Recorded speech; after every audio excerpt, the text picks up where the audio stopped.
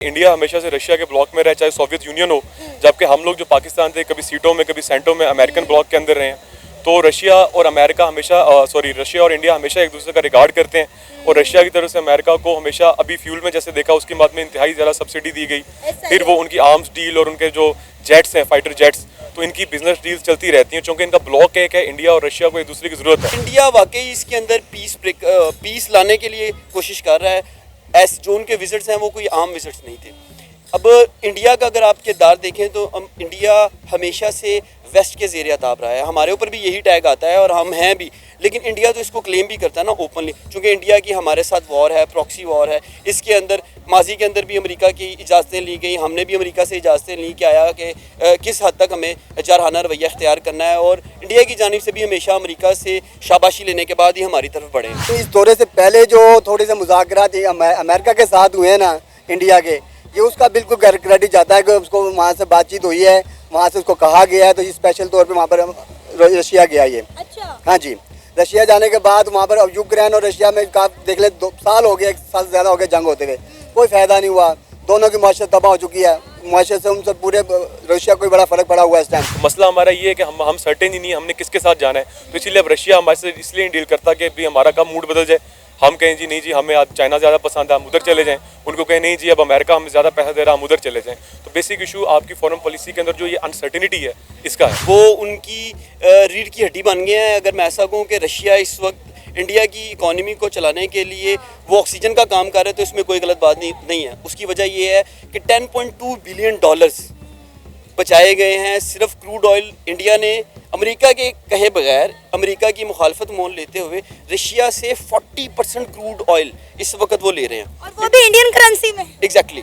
तो ये तो देखे ना, डबल फ़ायदा हो गया। इंडिया बड़ी कंट्री है, वो निगोशिएट करने की सिचुएशन में है, वो पोजीशन में है। नाज़रीन, एक बहुत बड़ी डेवलपमेंट देखने को मिली है। रशिया के प्राइम मिनिस्टर पुतिन ने एक बहुत बड़ी स्टेटमेंट दी है। उन्होंने बोला है कि हम यूक्रेन के साथ वॉर को ख़त्म करना चाहते हैं और पीस कायम करना चाहते हैं, और इस चीज़ का क्रेडिट कहीं ना कहीं इंडिया के प्राइम मिनिस्टर नरेंद्र मोदी को दिया जा रहा है, क्योंकि इंडिया के प्राइम मिनिस्टर नरेंद्र मोदी पहले रशिया के विजिट पे थे, फिर यूक्रेन के विजिट पर गए, और हमने देखा कि जब इंडिया के prime minister Narendra Modi Ukraine के विजिट पर थे तो रशिया ने यूक्रेन पर कोई भी हमला नहीं किया। बस इससे ये बात साबित होती है कि इंडिया के prime minister Narendra Modi Russia के लिए कितने अहमियत के हामिल हैं। इसी मुद्दे पे आज हम बात करेंगे पाकिस्तान के अवाम से, तो आइए चलिए हमारे साथ। क्या नाम है सर आपका? एहसन फरीद नाम है मेरा। शफकत रसूल गिल। एहसन, क्या करते हैं आप? मैं लॉ कॉलेज का स्टूडेंट हूँ पंजाब यूनिवर्सिटी से। ज़बरदस्त। और सर आप? मैं भी लॉ कॉलेज का स्टूडेंट हूँ पंजाब यूनिवर्सिटी से। आप क्लास फेलोज हैं? नहीं, मैं इनका सीनियर हूँ, मेरा अच्छा। फाइनल ईयर है, इनका 3rd ईयर है। ज़बरदस्त। सर, एक बहुत बड़ी खबर निकलकर सामने आई है। जो रशिया के प्राइम मिनिस्टर हैं पुतिन, उन्होंने एक बहुत बड़ी स्टेटमेंट दी है। उन्होंने कहा कि वो यूक्रेन के साथ जंग रोकने को तैयार हैं। क्या कहना चाहेंगे आप इस सारे मामले पर? अगर हम बात करें यूक्रेन और रशिया की, बड़े अरसे से जंग जो है वो बंदी हुई थी, लेकिन इंडिया के प्राइम मिनिस्टर नरेंद्र मोदी पिछले महीने रशिया गए, फिर इस महीने वो यूक्रेन का विजिट करके आए हैं। तो कहीं ना कहीं कहा जा रहा है कि इंडिया के प्राइम मिनिस्टर नरेंद्र मोदी इस जंग को रुकवाने के लिए बहुत अहम किरदार अदा कर रहे हैं। देखें, अगर इन्होंने सीज़ फायर की रशियन प्राइम मिनिस्टर ने स्टेटमेंट दी है तो ये बड़ी खुशाइंद बात है, क्योंकि जैसा कि मैं और आप जानते हैं कि दुनिया जो है इस टाइम पे ग्लोबल विलेज है। दुनिया के किसी भी कोने में जंग होती है तो उसके जो असरात होते हैं, चाहे वो इकोनॉमिकल हों या किसी और किस्म के हों, वो दुनिया के हर खिते में महसूस किए जाते हैं। अब यूक्रेन में जंग हो रही थी तो आपने देखा होगा कि पेट्रोल की जो कीमतें थी उन्होंने फ़ौरन हाइक कर दी। तो अगर सिचुएशन नॉर्मलाइज होने की तरफ जा रही है तो ये अच्छी बात है। सर, आपको लगता है कि इंडिया का इसमें कोई किरदार है? क्योंकि हमने देखा है जब इंडिया के prime minister Narendra Modi Ukraine के विजिट पे थे तो रशिया ने यूक्रेन पर कोई भी हमला नहीं किया। इससे ये फील होता है कि किस तरह यूक्रेन और रशिया इंडिया के प्राइम मिनिस्टर नरेंद्र मोदी को ऑन करते हैं। देखिए, बेसिकली ये तो एक हिस्टोरिकल चीज़ है कि इंडिया हमेशा से रशिया के ब्लॉक में रहा, चाहे सोवियत यूनियन हो, जबकि हम लोग जो पाकिस्तान थे कभी सीटों में कभी सेंटों में अमेरिकन ब्लॉक के अंदर रहे हैं। तो रशिया और अमेरिका हमेशा रशिया और इंडिया हमेशा एक दूसरे का रिगार्ड करते हैं और रशिया की तरफ से अमेरिका को हमेशा अभी फ्यूल में जैसे देखा उसकी बाद में इंतहाई ज़्यादा सब्सिडी दी गई। फिर वो उनकी आर्म्स डील और उनके जो जेट्स हैं फाइटर जेट्स, तो इनकी बिजनेस डील्स चलती रहती हैं क्योंकि इनका ब्लॉक एक है। इंडिया और रशिया को एक दूसरे की ज़रूरत है। इंडिया की मार्केट 1.5 अरब लोगों की मार्केट है।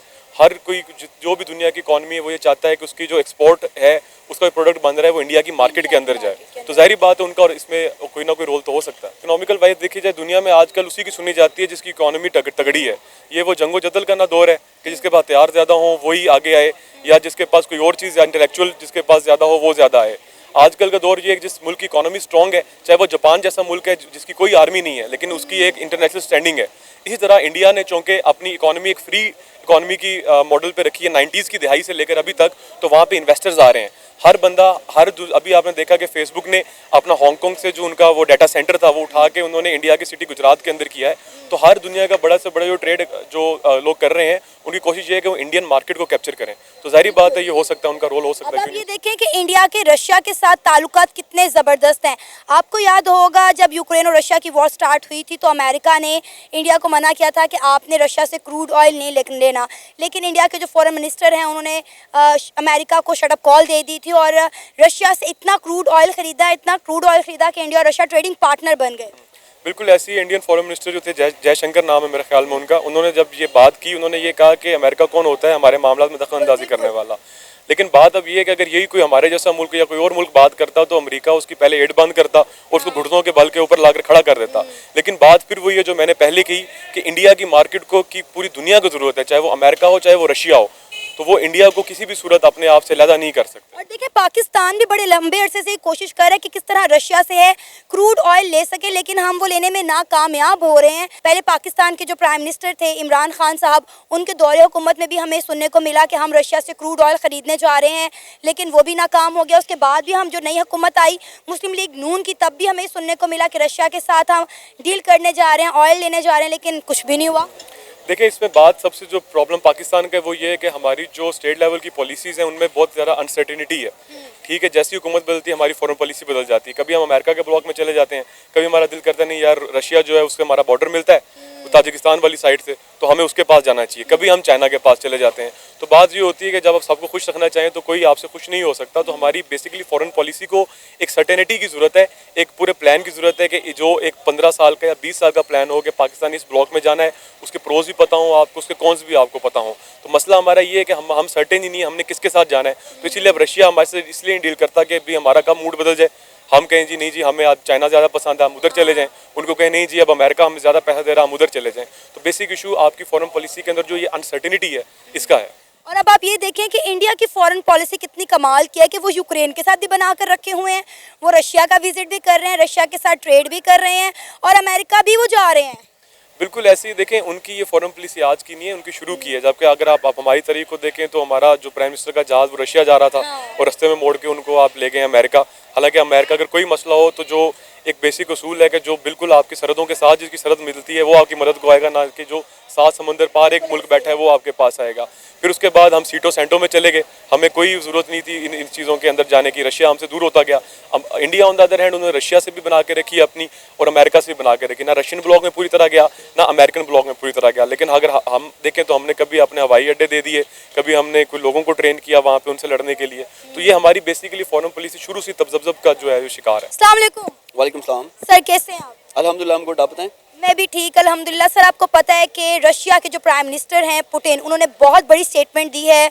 उन्होंने कहा है कि वो यूक्रेन के साथ वॉर को ख़त्म करना चाहते हैं और पीस कायम करना चाहते हैं, और इन सब का क्रेडिट कहीं ना कहीं इंडिया के प्राइम मिनिस्टर नरेंद्र मोदी को जा रहा है। कहा जा रहा है कि नरेंद्र मोदी इसमें की रोल प्ले कर रहे हैं, क्योंकि पहले वो रशिया के विजिट पे थे, फिर वो यूक्रेन के विजिट पर गए और उसी के बाद ही पुतिन ने ये इतनी बड़ी स्टेटमेंट दी है।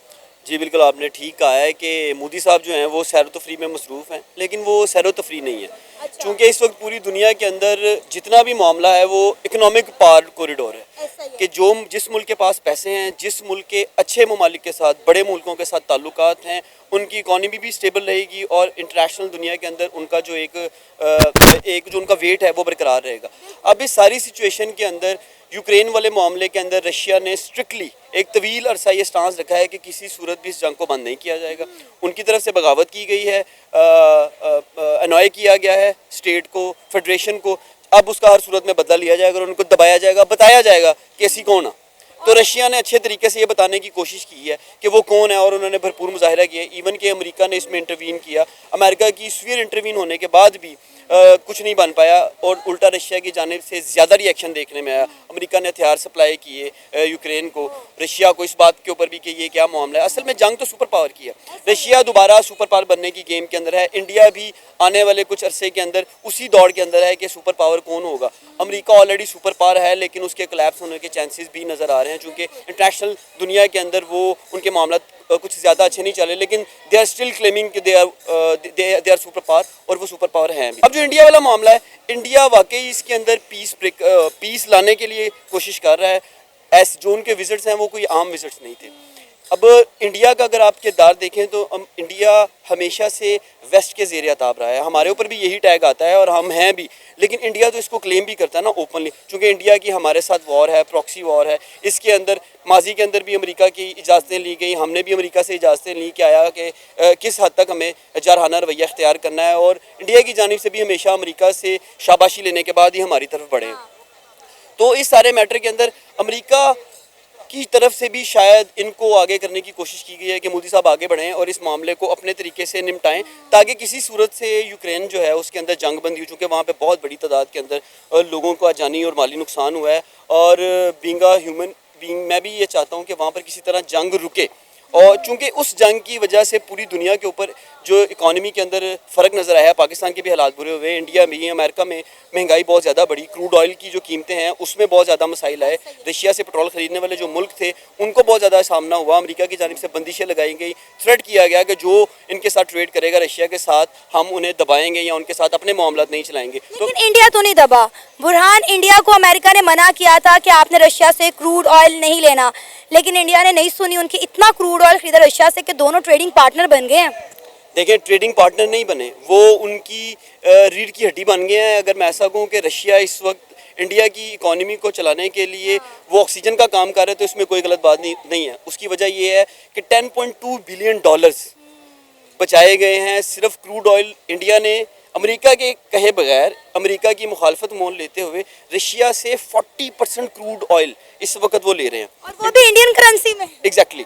तो ये तो देखे ना, डबल फ़ायदा हो गया। इंडिया बड़ी कंट्री है, वो निगोशिएट करने की सिचुएशन में है, वो पोजीशन में है।